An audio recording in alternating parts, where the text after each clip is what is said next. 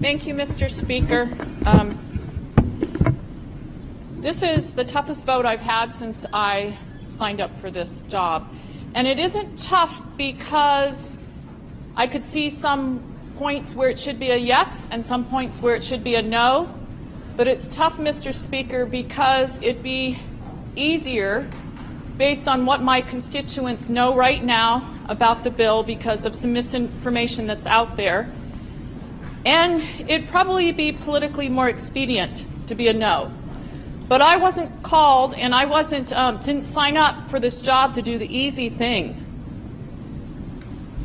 And I didn't sign up to do the politically expedient thing. I signed up to do the right thing based on the information before me. And you know, I've always been a tough on crime gal. But I really felt, and I was not supportive of what the commission was working on. I was very worried about it. But I knew that my job was not to be blinded by a passion for being tough on crime, but my job was to research, analyze, review the information, and make my decision. And I want to remind everyone that the three things the commission were charged with, their duties, their task, number one, Mr. Speaker, was to promote increased public safety and make our communities safer. That was number one. Number two was to increase the accountability of offenders. The third thing was to reduce the population, which would bring savings. Now, we heard today a lot of no's get up and thank you. The people that are no votes, they got up, Mr. Speaker, to thank the commission for their hard work, thank the member from the Valley sitting in front of me, and from the member from the other body that sponsored the bill. But I'm going to thank another group, Mr. Speaker.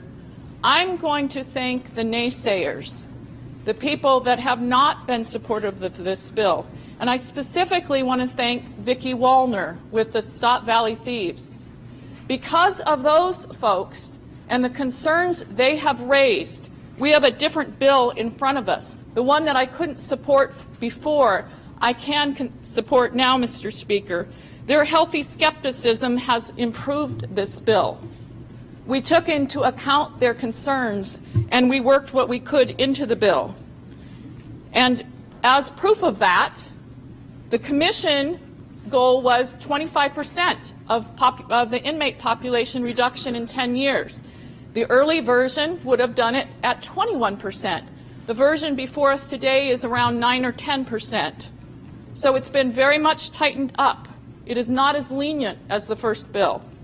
There will be fewer people out on the street as a result. Now, for my conservative friends who also are tough on crime, I hope you'll hear me out.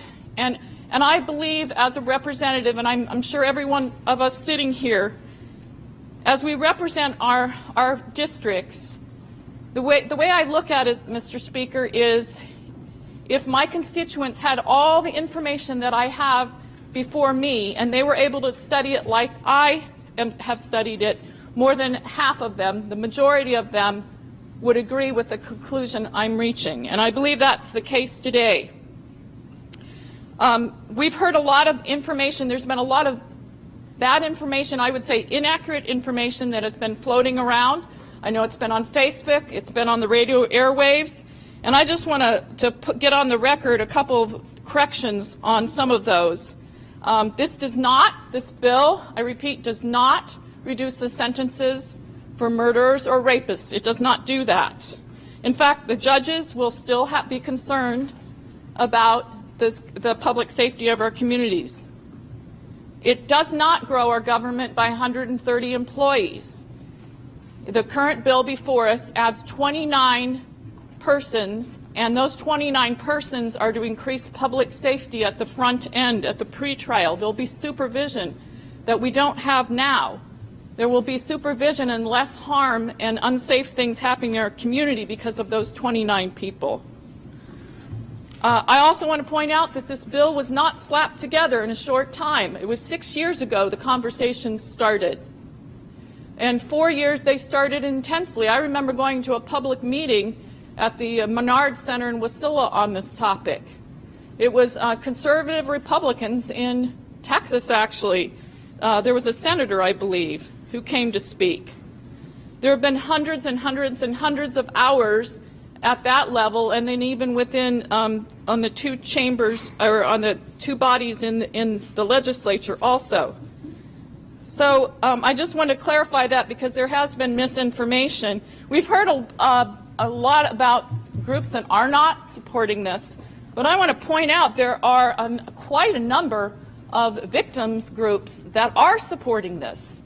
The domestic violence and sexual assault groups, there's over 20 of them that are supporting this. There's some really conservative groups supporting this also, the Alaska Policy Forum, the Alaska Republican Party. There's one I hadn't heard of, the American Conservative Union Foundation. And as far as law enforcement, the troopers, Alaska Department of Public Safety is supporting this. I think that's important to point out. And this is evidence-based. We've been hearing about this, and here we've heard lots of numbers, lots of statistics, but this is really important. I know we are not the lower 48, and I know we're going to need our own data, Mr. Speaker, but just to point out, the reinvestment and reform in South Carolina reduced crime by 12%.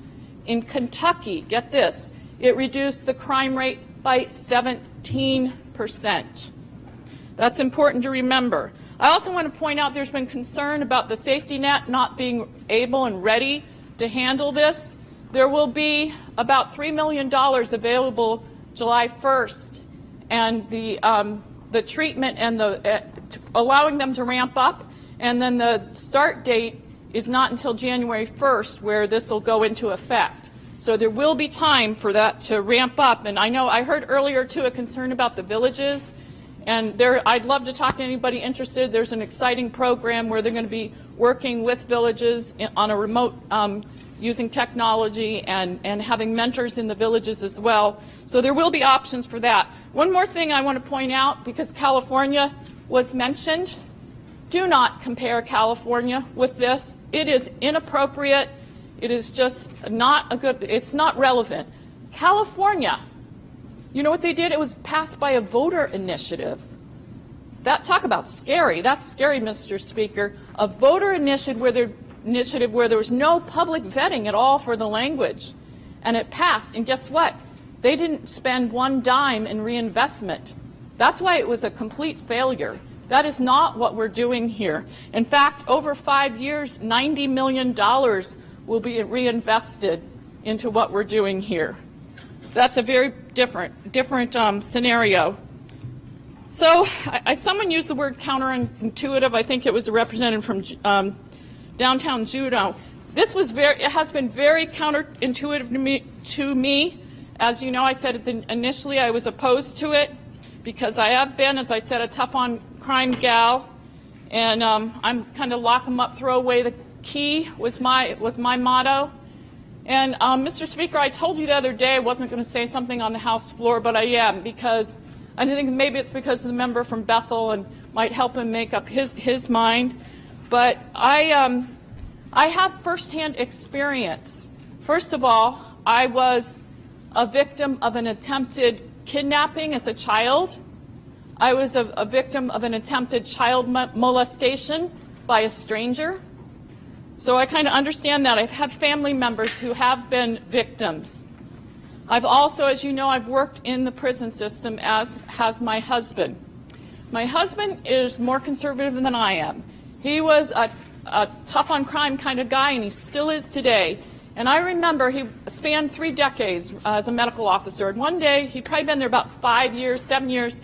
He came home one day, and my jaw dropped when he told me, he said, you know, I've come to the conclusion that there are some people in jail that should not be here. Well, it was a few years later before I was a contract instructor in and out of the prison. And because I was in the pretrial setting, I was around some very scary, hardened criminals, scary types that would later end up at Spring Creek for some very horrific crimes.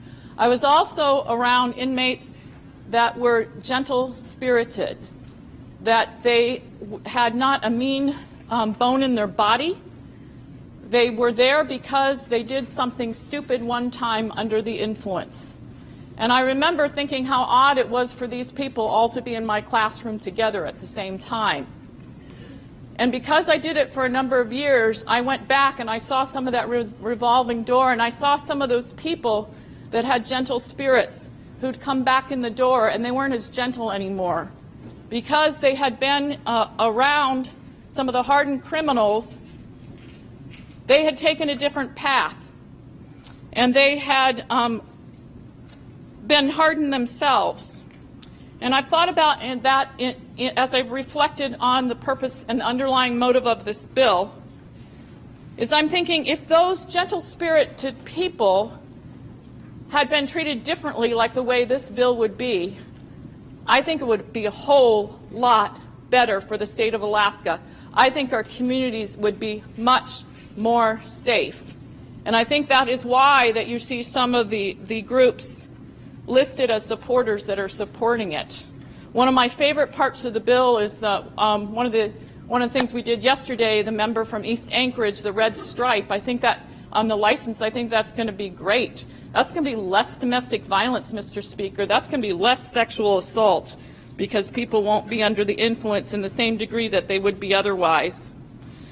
So I just want to say, as I wrap up, that this absolutely is not about cost savings for me. You know, as a good conservative, I'm fine with spending money on public safety. I think it's really important. In fact, we got some intent language in the bill that some, if after reinvestment for the rehabilitation and treatment, that some could go into public safety. I think that's important.